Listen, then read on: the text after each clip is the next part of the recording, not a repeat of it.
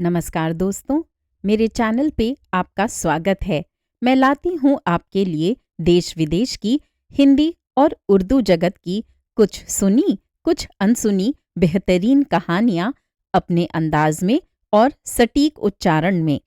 मेरा एक छोटा सा लक्ष्य है 1000 सब्सक्राइबर्स का, तो कृपया मेरे प्रयास में मेरी सहायता करें और मेरे चैनल को सब्सक्राइब ज़रूर करें। साहित्य की सेवा में मेरा प्रोत्साहन बढ़ाएं और मेरे वीडियोस को लाइक ज़रूर करें। आइए सुनते हैं महान लेखक प्रेमचंद की लिखी कहानी शूद्रा। माँ और बेटी एक झोपड़ी में गांव के उस सिरे पर रहती थीं। बेटी बाग से पत्तियां बटोर लाती, माँ भाड़ झोंकती। यही उनकी जीविका थी। सेर दो सेर अनाज मिल जाता था, खाकर पड़ रहती थीं। माता विधवा थी, बेटी कुंवारी। घर में और कोई आदमी न था। माँ का नाम गंगा था, बेटी का गौरा। गंगा को कई साल से ये चिंता लगी हुई थी कि कहीं गौरा की सगाई हो जाए, लेकिन कहीं बात पक्की न होती थी। अपने पति के मर जाने के बाद गंगा ने कोई दूसरा घर न किया था, न कोई दूसरा धंधा करती थी। इससे लोगों को संदेह हो गया था कि आखिर इसकी गुजर कैसे होती है। और लोग तो छाती फाड़कर काम करते हैं, फिर भी पेट भर अन्न मयस्सर नहीं होता। ये स्त्री कोई धंधा नहीं करती, फिर भी माँ बेटी आराम से रहती हैं, किसी के सामने हाथ नहीं फैलाती। इसमें कुछ न कुछ रहस्य है। धीरे धीरे ये संदेह और भी दृढ़ हो गया और वह अब तक जीवित था। बिरादरी में कोई गौरा से सगाई करने पर राजी न होता था। शूद्रों की बिरादरी बहुत छोटी होती है। 10-5 कोस से अधिक उसका क्षेत्र नहीं होता। इसलिए एक दूसरे के गुण दोष किसी से छिपे नहीं रहते, न उन पर पर्दा ही डाला जा सकता है। इस भ्रांति को शांत करने के लिए माँ ने बेटी के साथ कई तीर्थ यात्राएं की। उड़ीसा तक हो आई, लेकिन संदेह न मिटा।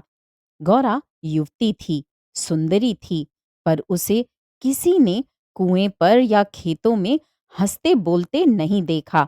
उसकी निगाह कभी ऊपर उठती ही न थी। लेकिन ये बातें भी संदेह को और पुष्ट करती थीं। अवश्य कोई न कोई रहस्य है। कोई युवती इतनी सती नहीं हो सकती। कुछ गुपचुप की बात अवश्य है। यूं ही दिन गुजरते जाते थे। बुढ़िया दिन दिन चिंता से घुल रही थी।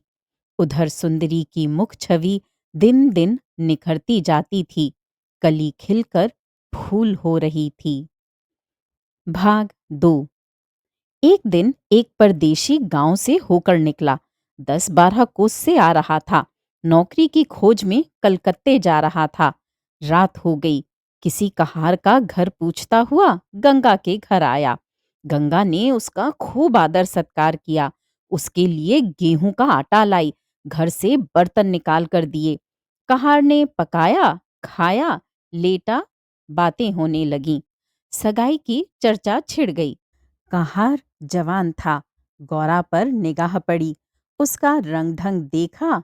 उसकी सजल छवि आंखों में खुप गई। सगाई करने पर राजी हो गया। लौटकर घर चला गया। 2-4 गहने अपनी बहन के यहाँ से लाया। गांव के बजाज ने कपड़े उधार दे दिए। 2-4 भाई बंदों के साथ सगाई करने आ पहुंचा। सगाई हो गई, यहीं रहने लगा। गंगा बेटी और दामाद को आंखों से दूर न कर सकती थी। परंतु 10 ही 5 दिनों में मंगरू के कानों में इधर उधर की बातें पड़ने लगीं। सिर्फ बिरादरी ही के नहीं, अन्य जाति वाले भी उसके कान भरने लगे। ये बातें सुन सुनकर मंगरू पछताता था कि नाहक यहाँ फंसा। पर गौरा को छोड़ने का ख्याल कर उसका दिल कांप उठता था। 1 महीने के बाद मंगरू अपनी बहन के गहने लौटाने गया। खाना खाने के समय उसका बहनोई उसके साथ भोजन करने न बैठा। मंगरू को कुछ संदेह हुआ। बहनोई से बोला, तुम क्यों नहीं आते? बहनोई ने कहा, तुम खा लो, मैं फिर खा लूंगा।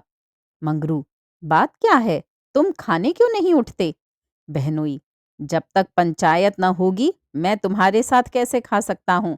तुम्हारे लिए बिरादरी भी न छोड़ दूंगा। किसी से पूछा न गाछा, जाकर एक हरजाई से सगाई कर ली। मंगरू चौके पर से उठाया, मिर्जई पहनी और ससुराल चला आया। बहन खड़ी रोती रह गई। उसी रात को वह किसी से कुछ कहे सुने बगैर गौरा को छोड़कर कहीं चला गया। गौरा नींद में मग्न थी। उसे क्या खबर थी कि वह रत्न जो मैंने इतनी तपस्या के बाद पाया है, मुझे सदा के लिए छोड़े जा रहा है। भाग 3। कई साल बीत गए। मंगरू का कुछ पता न चला। कोई पत्र तक न आया। पर गौरा बहुत प्रसन्न थी। वह मांग में सिंदूर डालती, रंग बिरंग के कपड़े पहनती और अधरों पर मिस्सी के धड़े जमाती। मंगरू भजनों की एक पुरानी किताब छोड़ गया था। उसे कभी कभी पढ़ती और गाती। मंगरू ने उसे हिंदी सिखा दी थी। टटोल टटोल कर भजन पढ़ लेती थी। पहले वह अकेली बैठी रहती। गांव की और स्त्रियों के साथ बोलते चालते उसे शर्म आती थी। उसके पास वह वस्तु न थी जिस पर दूसरी स्त्रियां गर्व करती थीं। सभी अपने अपने पति की चर्चा करती। गौरा के पति कहाँ था? वह किसकी बातें करती? अब उसके भी पति था। अब वह अन्य स्त्रियों के साथ इस विषय पर बातचीत करने की अधिकारिणी थी। वह भी मंगरू की चर्चा करती। मंगरू कितना स्नेहशील है, कितना सज्जन, कितना वीर। पति चर्चा से उसे तृप्ति ही न होती थी। स्त्रियां पूछती, मंगरू तुम्हें छोड़कर क्यों चले गए? गौरा कहती, क्या करते, मर्द कभी ससुराल में पड़ा रहता है। देश परदेश में निकलकर 4 पैसे कमाना ही तो मर्दों का काम है। नहीं तो मान मर्जाद का निर्वाह कैसे हो? जब कोई पूछता, चिट्ठी पत्री क्यों नहीं भेजते, तो हंसकर कहती, अपना पता ठिकाना बताने में डरते हैं। जानते हैं ना, गौरा आकर सिर पर सवार हो जाएगी। सच कहती हूँ, उनका पता ठिकाना मालूम हो जाए तो यहाँ मुझसे एक दिन न रहा जाए। वह बहुत अच्छा करते हैं कि मेरे पास चिट्ठी पत्री नहीं भेजते। बेचारे परदेश में कहाँ घर गृहस्थी संभालते फिरेंगे। एक दिन किसी सहेली ने कहा, हम न मानेंगे, तुझसे जरूर मंगरू से झगड़ा हो गया है, नहीं तो बिना कुछ कहे सुने क्यों चले जाते? गौरा ने हंसकर कहा, बहन, अपने देवता से भी कोई झगड़ा करता है? वह मेरे मालिक हैं। भला मैं उनसे झगड़ा करूंगी? जिस दिन झगड़े की नौबत आएगी, कहीं डूब मरूंगी। मुझसे कह के जाने पाते, मैं उनके पैरों से लिपट न जाती। भाग 4। एक दिन कलकत्ते से एक आदमी आकर गंगा के घर ठहरा। पास ही के किसी गांव में अपना घर बताया। कलकत्ते में वह मंगरू के पड़ोस ही में रहता था। मंगरू ने उससे गौरा को अपने साथ लाने को कहा था। 2 साड़ियां और राह खर्च के लिए रुपये भी भेजे थे। गौरा फूली ना समाई। बूढ़े ब्राह्मण के साथ चलने को तैयार हो गई। चलते वक्त वह गांव की सब औरतों से गले मिली। गंगा उसे स्टेशन तक पहुंचाने गई। सब कहते थे, बेचारी लड़की के भाग जग गए, नहीं तो यहाँ कुड़-कुड़ कर मर जाती। रास्ते भर गौरा सोचती थी, न जाने वह कैसे हो गए होंगे।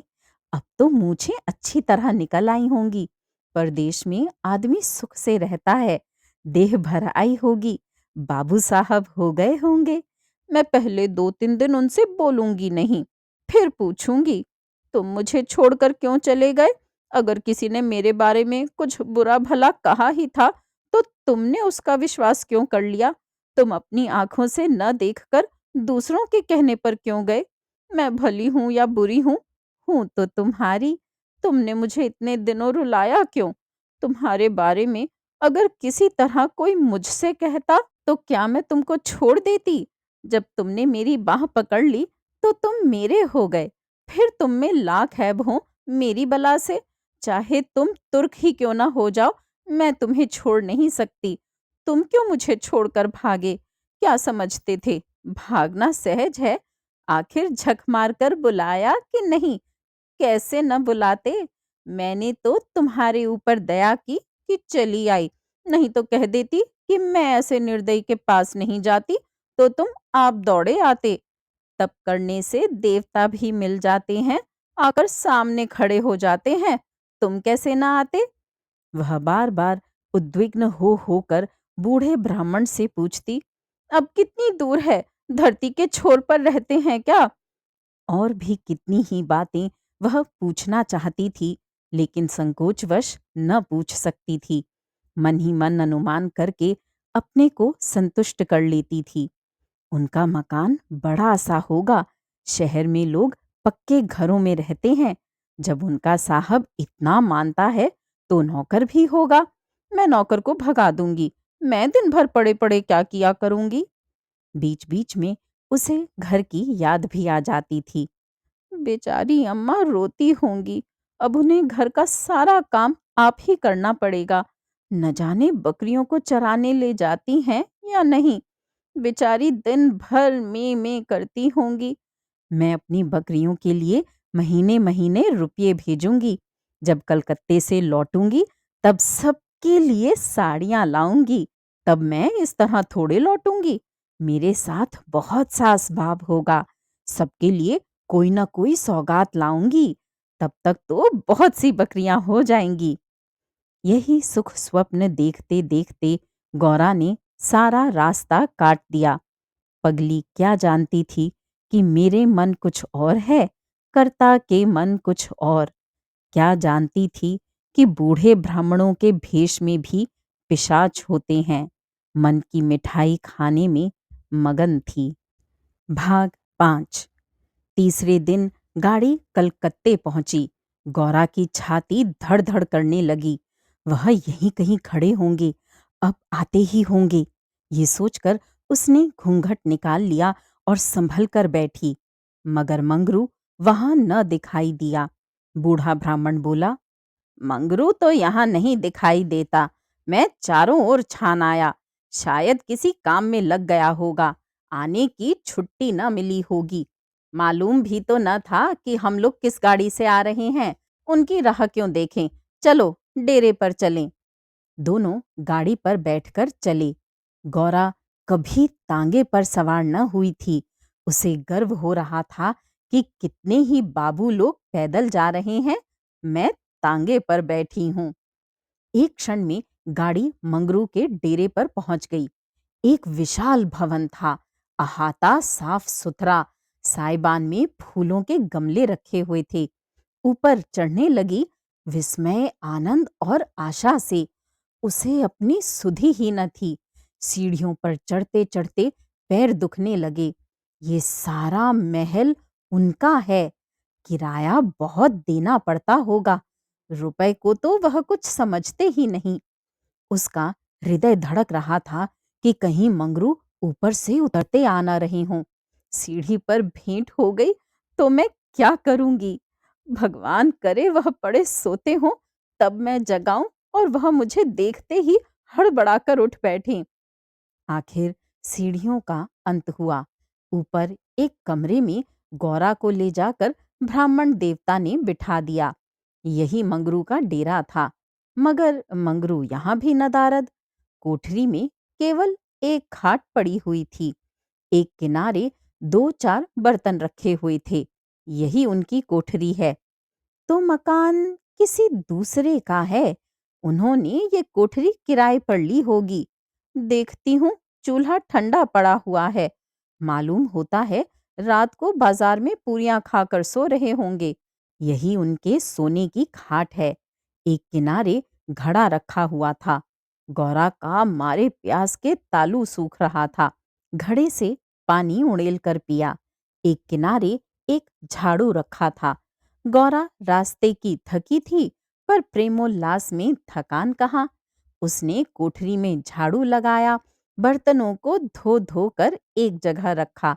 कोठरी की एक एक वस्तु, यहाँ तक कि उसकी फर्श और दीवारों में उसे आत्मीयता की झलक दिखाई देती थी। उस घर में भी जहाँ उसने अपने जीवन के 25 वर्ष काटे थे, उसे अधिकार का ऐसा गौरवयुक्त आनंद न प्राप्त हुआ था। मगर उस कोठरी में बैठे बैठे उसे संध्या हो गई और मंगरू का कहीं पता नहीं। अब छुट्टी मिली होगी। सांझ को सब जगह छुट्टी होती है। अब वह आ रहे होंगे। मगर बूढ़े बाबा ने उनसे कह तो दिया ही होगा। क्या वह अपने साहब से थोड़ी देर की छुट्टी न ले सकते थे? कोई बात होगी, तभी तो नहीं आए। अंधेरा हो गया। कोठरी में दीपक न था। गौरा द्वार पर खड़ी पति की बाट देख रही थी। जीने पर बहुत से आदमियों के चढ़ने उतरने की आहट मिलती थी। बार बार गौरा को मालूम होता था कि वह आ रही हैं, पर इधर कोई न आता था। 9 बजे बूढ़े बाबा आए। गौरा ने समझा मंगरू है। झपटकर कोठरी के बाहर निकल आई। देखा तो ब्राह्मण। बोली, वह कहाँ रह गए? बूढ़ा, उनकी तो यहाँ से बदली हो गई। दफ्तर में गया था तो मालूम हुआ कि वह कल अपने साहब के साथ यहाँ से कोई 8 दिन की राह पर चले गए। उन्होंने साहब से बहुत हाथ पैर जोड़े कि मुझे 10 दिन की मोहलत दे दीजिए, लेकिन साहब ने एक ना मानी। मंगरू यहाँ लोगों से कह गए हैं कि घर के लोग आए तो मेरे पास भेज देना। अपना पता दे गए हैं। कल मैं तुम्हें यहाँ के जहाज पर बैठा दूंगा। उस जहाज पर हमारे देश के और भी बहुत से आदमी होंगे, इसलिए मार्ग में कोई कष्ट न होगा। गौरा ने पूछा, कै दिन में जहाज पहुंचेगा? बूढ़ा, 8-10 दिन से कम न लगेंगे, मगर घबराने की कोई बात नहीं। तुम्हें किसी बात की तकलीफ न होगी। भाग 6। अब तक गौरा को अपने गांव लौटने की आशा थी। कभी न कभी वह अपने पति को वहां अवश्य खींच ले जाएगी। लेकिन जहाज पर बैठकर उसे ऐसा मालूम हुआ कि अब फिर माता को न देखूंगी, फिर गांव के दर्शन न होंगे। देश से सदा के लिए नाता टूट रहा है। वह देर तक घाट पर खड़ी रोती रही। जहाज और समुद्र देखकर उसे भय हो रहा था। हृदय दहल जाता था। शाम को जहाज खुला। उस समय गौरा का हृदय एक अक्षय भय से चंचल हो उठा। थोड़ी देर के लिए नैराश्य ने उस पर अपना आतंक जमा लिया। न जाने किस देश जा रही हूं, उनसे वहां भेंट भी होगी या नहीं, उन्हें कहाँ खोजती फिरूंगी, कोई पता ठिकाना भी तो नहीं मालूम। बार बार पछताती थी कि एक दिन पहले क्यों न चली आई। कलकत्ते में भेंट हो जाती तो मैं उन्हें वहां कभी न जाने देती। जहाज पर और भी कितने ही मुसाफिर थे। कुछ स्त्रियां भी थीं। उनमें बराबर गाली गलौज होती रहती थी। इसलिए गौरा को उनसे बातें करने की इच्छा न होती थी। केवल एक स्त्री उदास दिखाई देती थी। रंग ढंग से वह किसी भले घर की स्त्री मालूम होती थी। गौरा ने उससे पूछा, तुम कहाँ जाती हो बहन? उस स्त्री की बड़ी बड़ी आंखें सजल हो गईं। बोली, कहाँ बताऊं बहन, कहाँ जा रही हूँ? जहाँ भाग्य लिए जाता है वहीं जा रही हूँ। तुम कहाँ जाती हो? गौरा, मैं अपने मालिक के पास जा रही हूँ। जहाँ ये जहाज रुकेगा वह वही नौकर हैं। मैं कल आ जाती तो उनसे कलकत्ते में ही भेंट हो जाती। आने में देर हो गई। क्या जानती थी कि वह इतनी दूर चले जाएंगे, नहीं तो क्यों देर करती। स्त्री, अरे बहन, कहीं तुम्हें भी तो कोई बहकाकर नहीं लाया है? तुम घर से किसके साथ आई हो? गौरा, मेरे आदमी ने कलकत्ता से आदमी भेजकर मुझे बुलाया था। स्त्री, वह आदमी तुम्हारी जान पहचान का था? गौरा, नहीं, उसी तरफ का एक बूढ़ा ब्राह्मण था। स्त्री, वही लंबा सा दुबला पतला लकलक बूढ़ा, जिसकी एक आंख में फूली पड़ी हुई है? गौरा, हाँ हाँ वही। क्या तुम उसे जानती हो? स्त्री, उसी दुष्ट ने तो मेरा भी सर्वनाश किया। ईश्वर करे उसकी सातों पुश्तें नर्क भोगें, उसका निर्वंश हो जाए, कोई पानी देने वाला भी न रहे, कोढ़ी होकर मरे। मैं अपना वृत्तांत सुनाऊं तो तुम समझोगी कि झूठ है। किसी को विश्वास ना आएगा। क्या कहूँ? बस यही समझ लो कि इसके कारण मैं ना घर की रह गई, ना घाट की। किसी को मुँह नहीं दिखा सकती। मगर जान तो बड़ी प्यारी होती है। मिर्च के देश जा रही हूँ कि वहीं मेहनत मजूरी करके जीवन के दिन काटूं। गौरा के प्राण नहों में समा गए। मालूम हुआ जहाज अथाह जल में डूबा जा रहा है। समझ गई कि बूढ़े ब्राह्मण ने दगा की। अपने गांव में सुना करती थी कि गरीब लोग मिर्च में भर्ती होने के लिए जाया करते हैं, मगर जो वहां जाता है वह फिर नहीं लौटता। हाँ भगवान, तुमने मुझे किस पाप का ये दंड दिया? बोली, ये सब क्यों लोगों को इस तरह छलकर मिर्च भेजते हैं? स्त्री, रुपए के लोभ से और किस लिए?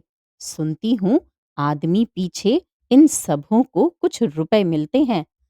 गौरा, तो बहन वहां हमें क्या करना पड़ेगा? स्त्री, मजूरी। गौरा सोचने लगी, अब क्या करूं?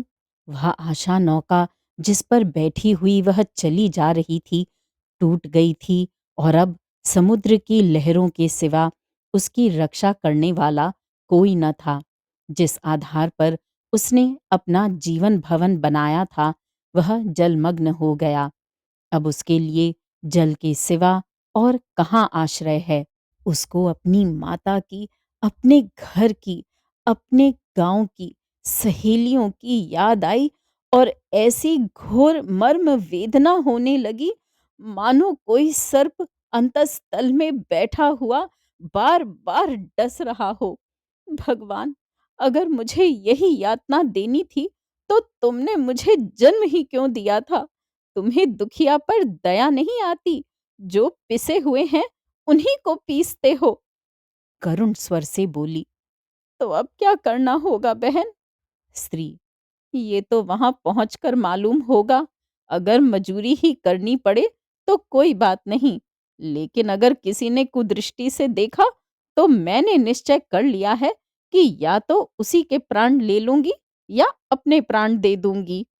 ये कहते कहते उसे अपना वृत्तांत सुनाने की वह उत्कट इच्छा हुई जो दुखियों को हुआ करती है। बोली, मैं बड़े घर की बेटी और उससे भी बड़े घर की बहू हूं, पर अभागिनी। विवाह के तीसरे ही साल पति देव का देहांत हो गया।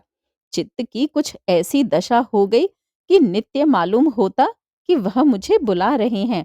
पहले तो आंख झपकते ही उनकी मूर्ति सामने आ जाती थी, लेकिन फिर तो वह दशा हो गई कि जागृत दशा में भी रह रहकर उनके दर्शन होने लगे। बस यही जान पड़ता था कि वह साक्षात खड़े बुला रही हैं। किसी से शर्म के मारे कहती न थी, पर मन में ये शंका होती थी कि जब उनका देहावसान हो गया है तो वह मुझे दिखाई कैसे देते हैं। मैं इसे भ्रांति समझकर चित्त को शांत न कर सकती। मन कहता था, जो वस्तु प्रत्यक्ष दिखाई देती है वह मिल क्यों नहीं सकती? केवल वह ज्ञान चाहिए। साधु महात्माओं के सिवा ज्ञान और कौन दे सकता है? मेरा तो अब भी विश्वास है कि अभी ऐसी क्रियाएं हैं जिनसे हम मरे हुए प्राणियों से बातचीत कर सकते हैं, उनको स्थूल रूप में देख सकते हैं। महात्माओं की खोज में रहने लगी। मेरे यहाँ अक्सर साधु संत जाते थे। उनसे एकांत में इस विषय में बातें किया करती थी, पर वे लोग सदुपदेश देकर मुझे टाल देते थे। मुझे सदुपदेशों की जरूरत न थी। मैं वैधव्य धर्म खूब जानती थी। मैं तो वह ज्ञान चाहती थी जो जीवन और मरण के बीच का पर्दा उठा दे। 3 साल तक मैं इसी खेल में लगी रही। 2 महीने होते हैं वही बूढ़ा ब्राह्मण सन्यासी बना हुआ मेरे यहाँ जा पहुंचा। मैंने इससे वही भिक्षा मांगी। इस धूर्त ने कुछ ऐसा माया जाल फैलाया कि मैं आंखें रहते हुए भी फंस गई। अब सोचती हूँ तो अपने ऊपर आश्चर्य होता है कि मुझे उसकी बातों पर इतना विश्वास क्यों हुआ। मैं पति दर्शन के लिए सब कुछ झेलने को, सब कुछ करने को तैयार थी। इसने मुझे रात को अपने पास बुलाया। मैं घरवालों से पड़ोसिन के घर जाने का बहाना करके इसके पास गई। एक पीपल से इसकी धुएं जल रही थी। उस विमल चांदनी में ये जटाधारी ज्ञान और योग का देवता सा मालूम होता था। मैं आकर धुएं के पास खड़ी हो गई। उस समय यदि बाबा जी मुझे आग में कूद पड़ने की आज्ञा देते तो मैं तुरंत कूद पड़ती। इसने मुझे बड़े प्रेम से बैठाया और मेरे सिर पर हाथ रखकर न जाने क्या कर दिया कि मैं बेसुध हो गई। फिर मुझे कुछ नहीं मालूम कि मैं कहाँ गई, क्या हुआ। जब मुझे होश आया तो मैं रेल पर सवार थी। जी में आया कि चिल्लाऊं, पर यह सोचकर कि अब गाड़ी रुक भी गई और मैं उतर भी पड़ी तो घर में घुसने न पाऊंगी, मैं चुपचाप बैठी रह गई। मैं परमात्मा की दृष्टि में निर्दोष थी, पर संसार की दृष्टि में कलंकित हो चुकी थी। रात को किसी युवती का घर से निकल जाना कलंकित करने के लिए काफी था। जब मुझे मालूम हो गया कि सब मुझे मिर्च टापू में भेज रहे हैं, तो मैंने जरा भी आपत्ति नहीं की। मेरे लिए अब सारा संसार एक सा है। जिसका संसार में कोई न हो, उसके लिए देश परदेश दोनों बराबर हैं। हाँ, ये पक्का निश्चय कर चुकी हूँ कि मरते दम तक अपने सत की रक्षा करूंगी। विधि के हाथ में मृत्यु से बढ़कर कोई यातना नहीं। विधवा के लिए मृत्यु का क्या भय? उसका तो जीना और मरना दोनों बराबर हैं। बल्कि मर जाने से जीवन की विपत्तियों का तो अंत हो जाएगा। गौरा ने सोचा, इस स्त्री में कितना धैर्य और साहस है। फिर मैं क्यों इतनी कायर और निराश हो रही हूं? जब जीवन की अभिलाषाओं का अंत हो गया तो जीवन के अंत का क्या डर? बोली, बहन, हम और तुम एक जगह रहेंगी। मुझे तो अब तुम्हारा ही भरोसा है। स्त्री ने कहा, भगवान का भरोसा रखो और मरने से मत डरो। सघन अंधकार छाया हुआ था।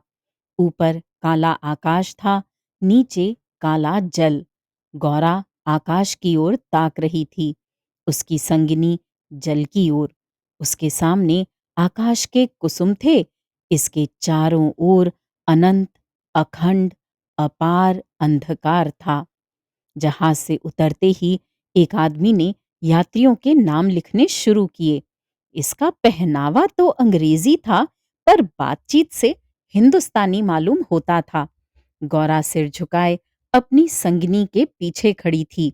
उस आदमी की आवाज सुनकर वह चौंक पड़ी। उसने दबी आंखों से उसकी ओर देखा। उसके समस्त शरीर में सनसनी दौड़ गई। क्या स्वप्न तो नहीं देख रही हूं? आंखों पर विश्वास न आया। फिर उस पर निगाह डाली। उसकी छाती वेग से धड़कने लगी, पैर थर थर कांपने लगे। ऐसा मालूम होने लगा मानो चारों ओर जल ही जल है और उसमें बही जा रही हूं। उसने अपनी संगिनी का हाथ पकड़ लिया, नहीं तो जमीन में गिर पड़ती। उसके सम्मुख वही पुरुष खड़ा था जो उसका प्राणाधार था और जिससे इस जीवन में भेंट होने की उसे लेश मात्र भी आशा न थी। ये मंगरू था, इसमें जरा भी संदेह न था। हाँ, उसकी सूरत बदल गई थी। यौवन काल का वह कांतिमय सहास सदैव छवि नाम को भी न थी।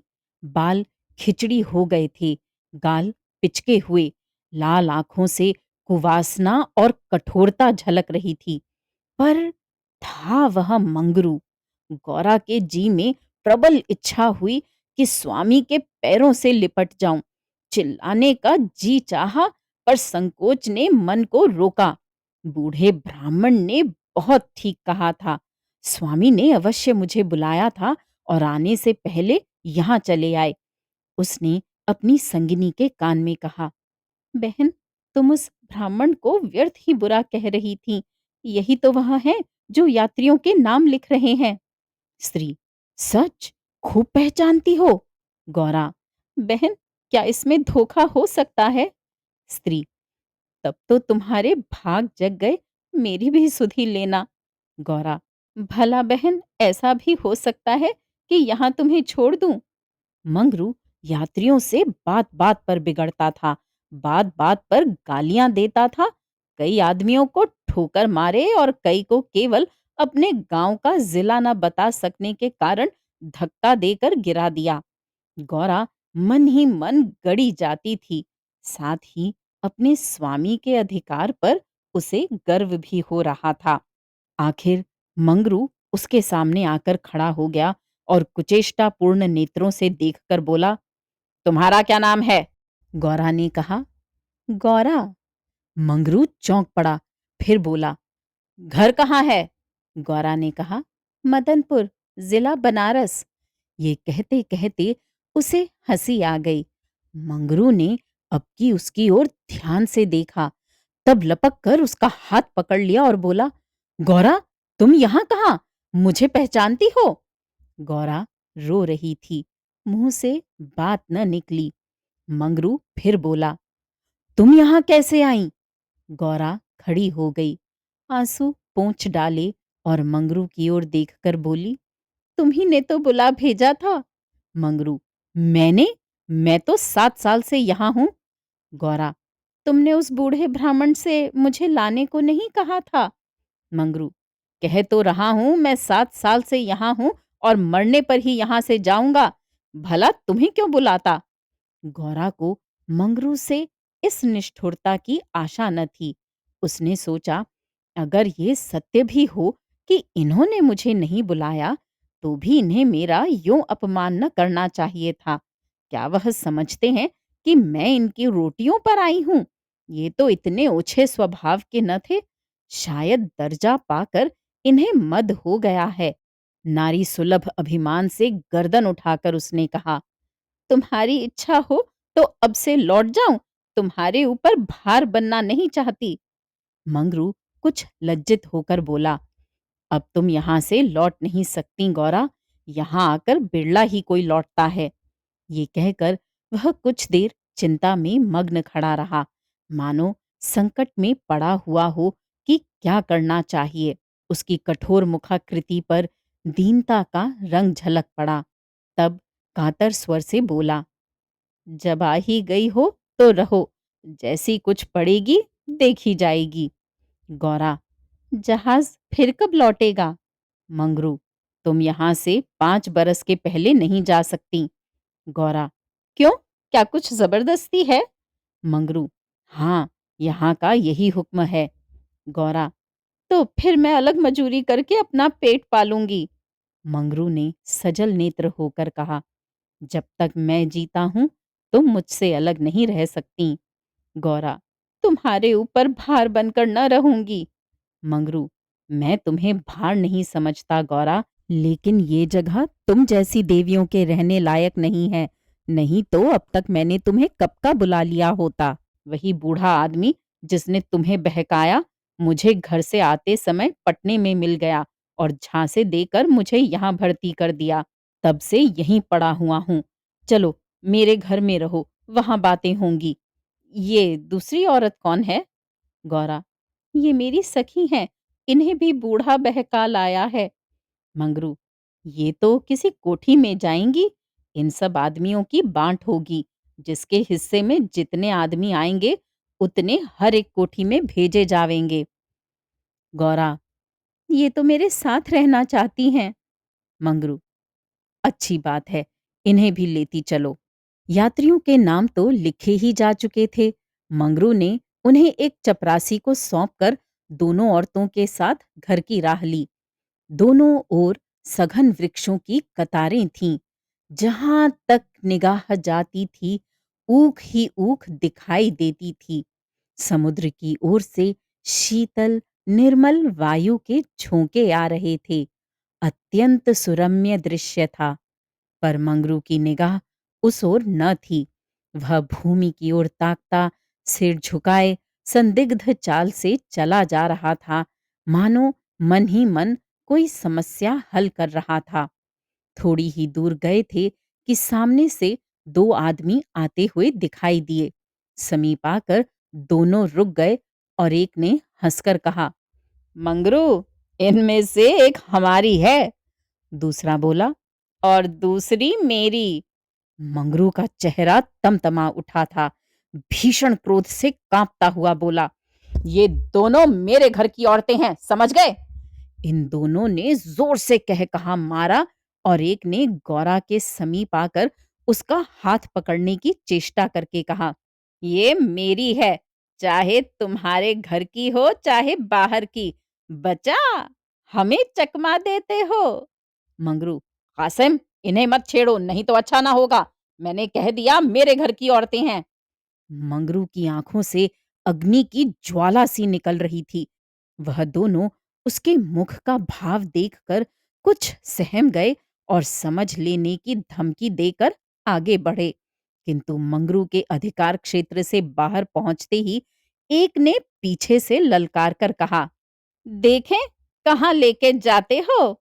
मंगरू ने उधर ध्यान नहीं दिया, जरा कदम बढ़ाकर चलने लगा, जैसे संध्या के एकांत में हम कब्रिस्तान के पास से गुजरते हैं। हमें पग पग पर ये शंका होती है कि कोई शब्द कान में न पड़ जाए, कोई सामने आकर खड़ा न हो जाए, कोई जमीन के नीचे से कफन ओढ़े उठ खड़ा न हो। गौरा ने कहा, ये दोनों बड़े शोहदे थे। मंगरू, और मैं किस लिए कह रहा था कि ये जगह तुम जैसी स्त्रियों के रहने लायक नहीं है। सहसा दाहिनी तरफ से एक अंग्रेज घोड़ा दौड़ाता हुआ आ पहुंचा और मंगरू से बोला, बेल जमादार, ये दोनों औरतें हमारी कोठी में रहेगा, हमारे कोठी में कोई औरत नहीं है। मंगरू ने दोनों औरतों को अपने पीछे कर लिया और सामने खड़ा होकर बोला, साहब, ये दोनों हमारे घर की औरतें हैं।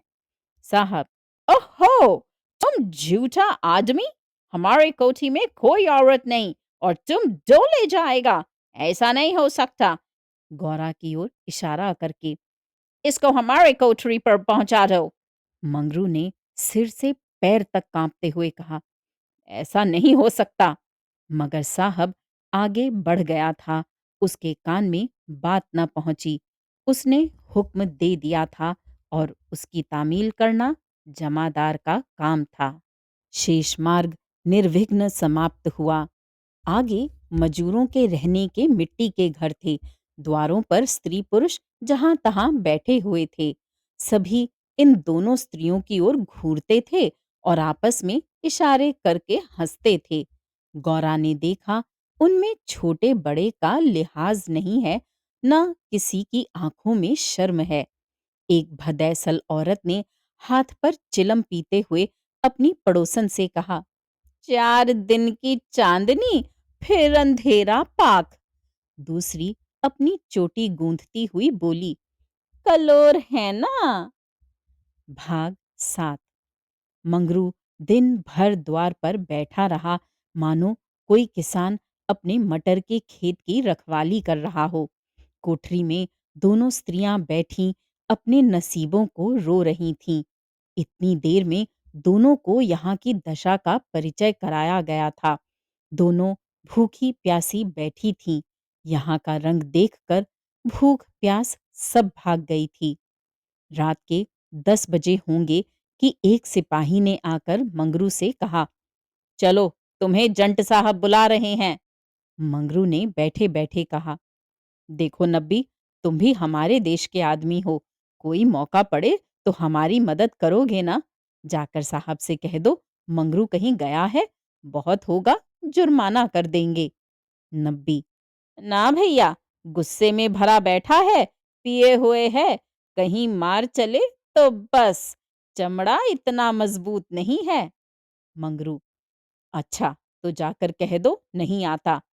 नब्बी, मुझे क्या, जाकर कह दूंगा, पर तुम्हारी खैरियत नहीं है।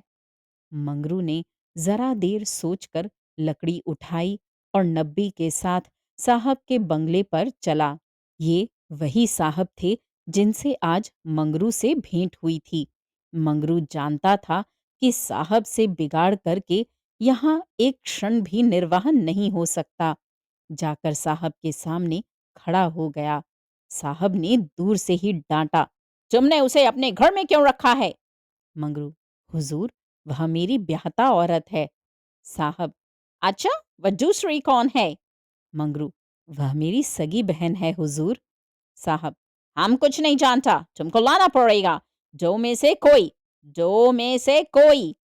मंगरू पैरों पर गिर पड़ा और रो रो कर अपनी सारी राम कहानी सुना गया, पर साहब जरा भी न पसीजे।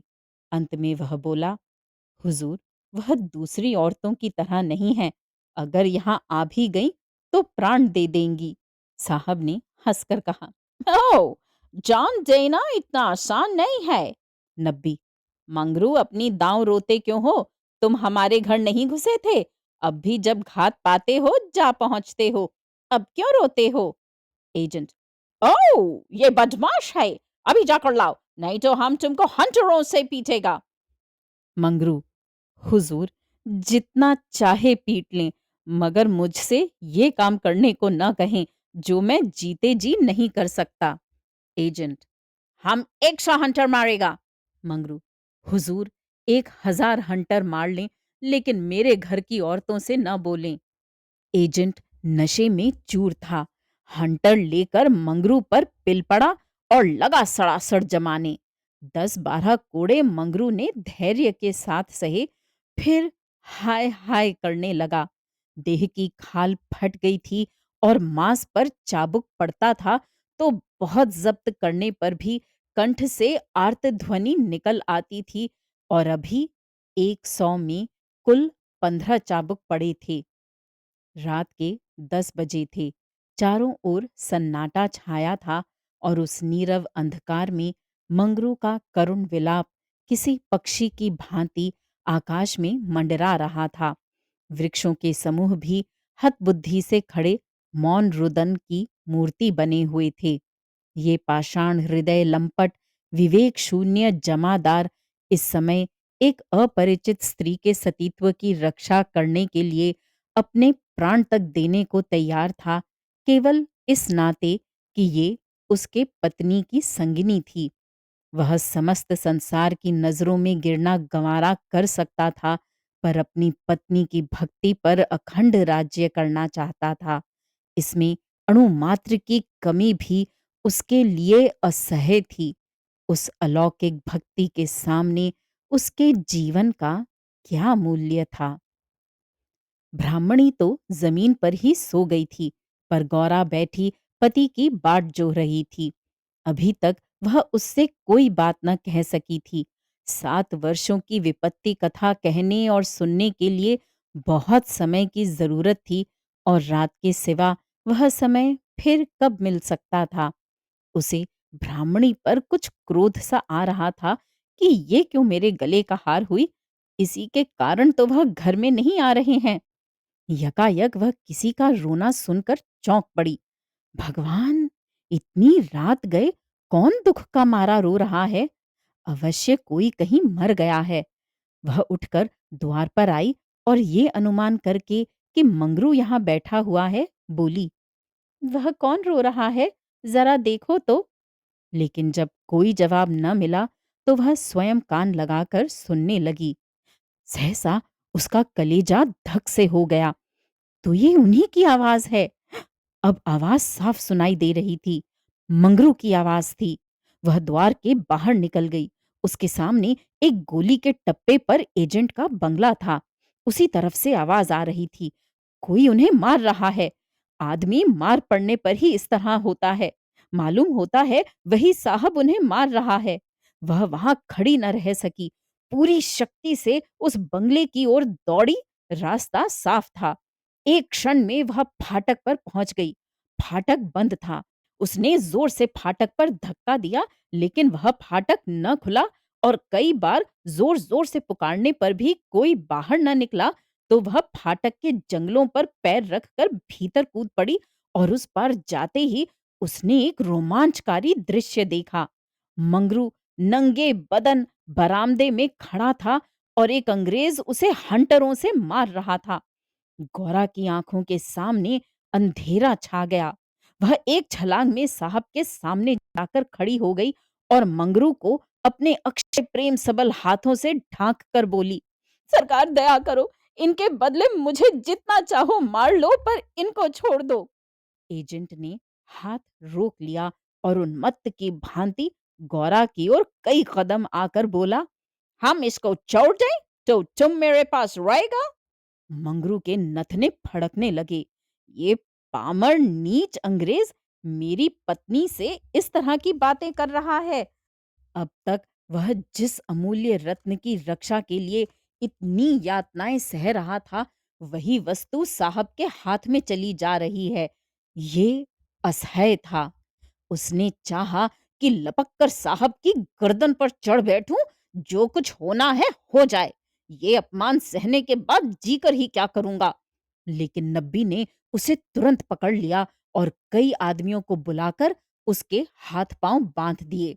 मंगरू भूमि पर छटपटाने लगा। गौरा रोती हुई साहब के पैरों पर गिर पड़ी और बोली, हुजूर, इन्हें छोड़ दें, मुझ पर दया करें। एजेंट, तुम हमारे पास रहेगा? गौरा ने खून का घूंट पीकर कहा, हाँ, रहूंगी। भाग 8। बाहर मंगरू बरामदे में पड़ा कराह रहा था। उसकी देह में सूजन थी और घावों में जलन। सारे अंग जकड़ गए थे। हिलने की भी शक्ति न थी। हवा घावों में शर के समान चुभती थी, लेकिन ये व्यथा वह सह सकता था। असह्य ये था कि साहब गौरा के साथ इसी घर में विहार कर रहा है और मैं कुछ नहीं कर सकता। उसे अपनी पीड़ा भूल सी गई थी। कान लगाए सुन रहा था कि उनकी बातों की भनक कान में पड़ जाए तो देखूं क्या बातें हो रही हैं। गौरा अवश्य चिल्लाकर भागेगी और साहब उसके पीछे दौड़ेगा। अगर मुझसे उठा जाता तो उस वक्त बचा को खोदकर गाड़ ही देता। लेकिन बड़ी देर हो गई, न तो गौरा चिल्लाई, न बंगले से निकलकर भागी। वह उस सजे सजाए कमरे में साहब के साथ बैठी सोच रही थी, क्या इसमें तनिक भी दया नहीं है? मंगरू का पीड़ा क्रंदन सुन सुनकर उसके हृदय के टुकड़े हुए जाते थे। क्या इसके अपने भाई बंद माँ बहन नहीं है? माता यहाँ होती तो उसे इतना अत्याचार न करने देती। मेरी अम्मा लड़कों पर कितना बिगड़ती थीं जब वह किसी को पेड़ पर ढेले चलाते देखती थीं। पेड़ में भी प्राण होते हैं। क्या इसकी माता इसे एक आदमी के प्राण लेते देखकर भी इसे मना न करती? साहब शराब पी रहा था और गौरा गोश्त काटने का छुरा हाथ में लिए खेल रही थी। सहसा गौरा की निगाह एक चित्र की ओर गई। उसमें एक माता बैठी हुई थी। गौरा ने पूछा, साहब, ये किसकी तस्वीर है? साहब ने शराब का गिलास मेज पर रखकर कहा, ओ, वह हमारे खुदा की माँ मरियम है। गौरा, बड़ी अच्छी तस्वीर है। क्यों साहब, तुम्हारी माँ जीती है ना? साहब, वह मर गया। जब हम यहाँ आया तो वह बीमार हो गया। हम उसको देख भी नहीं सका। साहब के मुखमंडल पर करुणा की झलक दिखाई दी। गौरा बोली, तब तो उन्हें बड़ा दुख हुआ होगा। तुम्हें अपनी माता का प्यार नहीं था। वह रो रो कर मर गई और तुम देखने भी न गए, तभी तुम्हारा दिल कड़ा है। साहब, नहीं नहीं, हम अपनी माता को बहुत चाहता था। वैसी औरत दुनिया में न होगी। हमारा बाप हमको बहुत छोटा सा छोड़कर मर गया था। माता ने कोयले की खान में मजूरी करके हमको पाला। गौरा, तब तो वह देवी थी। इतनी गरीबी का दुख सहकर भी तुम्हें दूसरे पर तरस नहीं आती? क्या वह दया की देवी तुम्हारी बेदर्दी देखकर दुखी न होती होंगी? उनकी कोई तस्वीर तुम्हारे पास है? साहब, ओ, हमारे पास उनके कई फोटो हैं। देखो, वह उन्हीं की तस्वीर है, वह दीवार पर। गौरा ने समीप जाकर तस्वीर देखी और करुण स्वर में बोली, सचमुच देवी थीं। जान पड़ता है दया की देवी हैं। वह तुम्हें कभी मारती थीं कि नहीं? मैं तो जानती हूँ वह कभी किसी पर न बिगड़ती रही होंगी। बिल्कुल दया की मूर्ति हैं। साहब, ओह, मामा हमको कभी नहीं मारता था। वह बहुत गरीब था, पर अपने कमाई में कुछ न कुछ जरूर खैरात करता था। किसी बेबाप के बालक को देखकर उसकी आंखों में आंसू भर आता था। वह बहुत ही दयावान था। गौरा ने तिरस्कार के स्वर में कहा, और उसी देवी के पुत्र होकर तुम इतने निर्दयी हो? क्या वह होती तो तुम्हें किसी को इस तरह हत्यारों की भांति मारने देती? वह सरग में रो रही होंगी। सरग नरक तो तुम्हारे यहाँ भी होगा। ऐसी देवी के पुत्र कैसे हो गए? गौरा को ये बातें कहते हुए जरा भी भय न होता था। उसने अपने मन में एक दृढ़ संकल्प कर लिया था और अब उसे किसी प्रकार का भय न था। जान से हाथ धो लेने का निश्चय कर लेने के बाद भय की छाया भी नहीं रह जाती। किंतु वह हृदय शून्य अंग्रेज इन तिरस्कारों पर आग हो जाने के बदले और भी नम्र होता जाता था। गौरा मानवीय भावों से कितनी ही अनभिज्ञ हो, पर इतना जानती थी कि अपनी जननी के लिए प्रत्येक हृदय में, चाहे वह साधु का हो या कसाई का, आदर और प्रेम का एक कोना सुरक्षित रहता है। ऐसा भी कोई अभागा प्राणी है जिसे मातृ स्नेह की स्मृति थोड़ी देर के लिए रुला न देती हो, उसके हृदय के कोमल भाव को जगा न देती हो? साहब की आंखें डबडबा गई थीं। सिर झुकाए बैठा रहा। गौरा ने फिर उसी ध्वनि में कहा, तुमने उनकी सारी तपस्या धूल में मिला दी। जिस देवी ने मर मर कर तुम्हारा पालन किया, उसी को मरने के पीछे तुम इतना कष्ट दे रहे हो। क्या इसीलिए माता अपने पुत्र को अपना रक्त पिला पिला कर पालती है? अगर वह बोल सकती तो क्या चुप बैठी रहती? तुम्हारे हाथ पकड़ सकती तो न पकड़ती? मैं तो समझती हूँ वह जीती होती तो इस वक्त विष खाकर मर जाती। साहब अब जब्त न कर सके। नशे में क्रोध की भांति ग्लानि का वेग सहज ही में उठाता है। दोनों हाथों में मुंह छिपाकर साहब ने रोना शुरू किया और इतना रोया कि हिचकी बंध गई। माता के चित्र के सम्मुख जाकर वह कुछ देर तक खड़ा रहा, मानो माता से क्षमा मांग रहा हो। तब आकर आर्द्र कंठ से बोला, हमारे माता को अब कैसे शांति मिलेगा? हाय हाय, हमारे सबब से उसको स्वर्ग में भी सुख नहीं मिला। हम कितना अभागा है। गौरा, अभी जरा देर में तुम्हारा मत बदल जाएगा और तुम फिर दूसरों पर अत्याचार करने लगोगे। साहब, नहीं नहीं, अब हम ममा को कभी दुख नहीं देगा। हम अभी मंगरू को अस्पताल भेजता है। भाग 9। रात ही को मंगरू अस्पताल पहुंचा दिया गया। एजेंट खुद उसको पहुंचाने आया। गौरा भी उसके साथ थी। मंगरू को ज्वर हो आया था, बेहोश पड़ा हुआ था। मंगरू ने 3 दिन आंखें न खोली और गौरा तीनों दिन उसके पास बैठी रही। एक क्षण के लिए भी वहां से न हटी। एजेंट भी कई बार हालचाल पूछने आ जाता और हर मर्तबा गौरा से क्षमा मांगता। चौथे दिन मंगरू ने आंखें खोली तो देखा गौरा सामने बैठी हुई है। गौरा उसे आंखें खोलते देखकर पास आ खड़ी हुई और बोली, अब कैसा जी है? मंगरू ने कहा, तुम यहाँ कब आई? गौरा, मैं तो तुम्हारे साथ ही यहाँ आई थी, तब से यहीं हूँ। मंगरू, साहब के बंगले में क्या जगह नहीं है? गौरा, अगर बंगले की चाह होती तो 7 समुद्र पार तुम्हारे पास क्यों आती? मंगरू, आकर कौन सा सुख दे दिया है? तुम्हें यही करना था तो मुझे मर क्यों न जाने दिया? गौरा ने झुंझला कर कहा, तुम इस तरह की बातें मुझसे न करो। ऐसी बातों से मेरी देह में आग लग जाती है। मंगरू ने मुंह फेर लिया, मानो उसे गौरा की बात पर विश्वास नहीं आया। दिन भर गौरा मंगरू के पास बेदाना पानी खड़ी रही। गौरा ने कई बार उसे बुलाया, लेकिन वह चुप्पी साधे रह गया। यह संदेह युक्त निरादर कोमल हृदय गौरा के लिए असह्य था। जिस पुरुष को वह देवतुल्य समझती थी, उसके प्रेम से वंचित होकर वह कैसे जीवित रह सकती थी? यही प्रेम उसके जीवन का आधार था। उसे खोकर अब वह अपना सर्वस्व खो चुकी थी। आधी रात से अधिक बीत चुकी थी। मंगरू बेखबर सोया हुआ था। शायद वह कोई स्वप्न देख रहा था।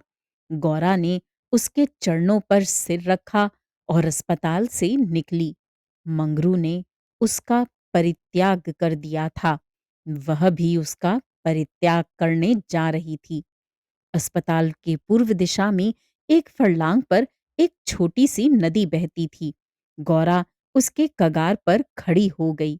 अभी कई दिन पहले वह अपने गांव में आराम से पड़ी हुई थी।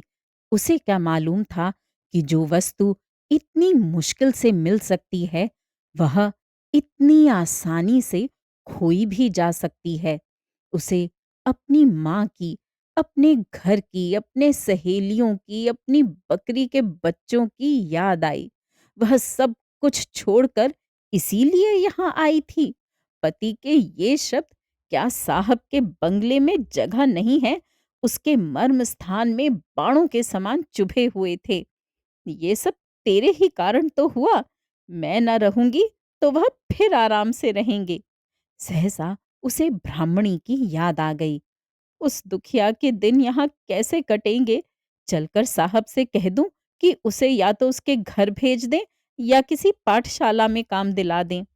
वह लौटना भी चाहती थी कि किसी ने पुकारा, गौरा, गौरा। ये मंगरू का करुण कंपित स्वर था। वह चुपचाप खड़ी हो गई। मंगरू ने फिर पुकारा, गौरा, गौरा तुम कहाँ हो? मैं ईश्वर से कहता हूँ कि। गौरा ने और कुछ न सुना। वह धम से नदी में कूद पड़ी। बिना अपने जीवन का अंत किए वह स्वामी की विपत्ति का अंत न कर सकती थी। धमाके की आवाज सुनते ही मंगरू भी नदी में कूदा। वह अच्छा तैराक था, मगर कई बार गोते मारने पर भी गौरा का कहीं पता न चला। प्रातःकाल दोनों लाशें साथ साथ नदी में तैर रही थीं। जीवन यात्रा में उन्हें वह चिरसंग कभी न मिला था। स्वर्ग यात्रा में दोनों साथ साथ जा रहे थे। श्रोताओं, अभी आप सुन रहे थे महान लेखक प्रेमचंद की लिखी कहानी शूद्रा। उम्मीद है ये कहानियाँ आपको पसंद आ रही होंगी। मेरे चैनल पर आने के लिए और इन कहानियों को सुनने के लिए धन्यवाद।